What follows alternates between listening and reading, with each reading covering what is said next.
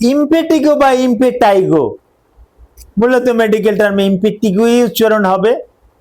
এই ইমপেটিগো এটা স্কিনের একটা রোগ,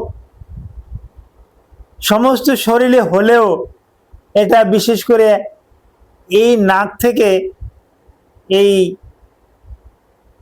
যে লিপটা আছে, লোয়ার লিপের নিচে, এগুলো আমরা বেশি বেশি দেখতে পাই। কাদের বেশি বেশি হয়? ইয়ং জেনারেশন যারা আছে তাদের ক্ষেত্রে এটা বেশি হয়। ইয়ং জেনারেশনের কেন বেশি হয় এ ব্যাপারে আমি আলোচনা করব। বয়স্কদের কি তাহলে হয় না? হ্যাঁ, বয়স্কদেরও ইমপেটিগো হয়। বয়স্কদের হলে এটা তাড়াতাড়ি ভালো হয়ে যায়, ছোটদের সারতে একটু সময় লাগে, বয়স্কদের তুলনামূলক একটু কম হয়।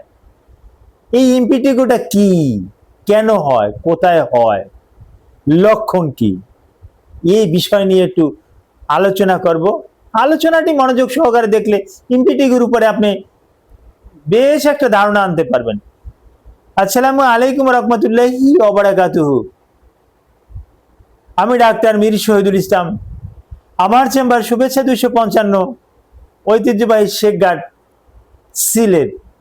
গুগলে গিয়ে ডাক্তার মীর শহীদুল ইসলাম কথাটি লিখে সার্চ দিলে আপনি আমার সম্পর্কে বিস্তারিত তথ্য পেয়ে যাবেন। দর্শক শ্রোতা, আলোচনা করব impetigo. What is impetigo? Impetigo is bacterial disorder. It is skin disorder. It is skin disease from beta hemolytic Staphylococcus aureus streptococcus. এই দুই ধরনের ভাইরাস দিয়ে হয়, স্ট্রেপ্টোকক্কাস, স্টেফাইলোকক্কাস এউরিয়াস, এটা দিয়ে এটা হয়ে থাকে। বেশিরভাগ ক্ষেত্রে শরীরের বিভিন্ন জায়গায় হলেও ইয়ং জেনারেশন ছেলে মেয়েদের, বাচ্চা ছেলে মেয়েদের এই মুখমণ্ডলেই বেশি হয়। তার ভিতরে এই নাকের নিচ থেকে এই দাড়ি পর্যন্ত এতে বেশি বেশি দেখতে পাই। কি দেখা যায় যে গরম পানি পড়লে যেরকম ফোসকা ফোসকা পড়ে, ওই রকমের ফোসকা ফোসকা পড়ে যায়, ওটা ফেটে যায়, ফেটে গেলে বাদামি বর্ণের অথবা হলুদ বর্ণের দাগ পড়ে। এতেই আমরা বুঝতে পারি ইট ইজ ইমপেটিগো। বয়স্কদেরও হয়, হাতে হয়, পায়ে হয়, শরীরে হয়, সেখানে পুঁজ থাকে, ঘন গাঢ় পুঁজ থাকে, বুঝতে পারি। তো এটা বাচ্চাদের হলে বা বয়স্কদের হলে কি কি হতে পারে? শরীরে জ্বর হতে পারে, স্কিনে বেদনা থাকতে পারে। এই মুখমণ্ডলে হলে খাবার দাবার অরুচি কমে যায়, করতে পারে না, কারণ এখানে চামড়ায় টান পড়ে। এখন এরকম বয়স্কদের বা বাচ্চাদের যাদেরই হোক না কেন, এর চিকিৎসা কি দিতে পারি?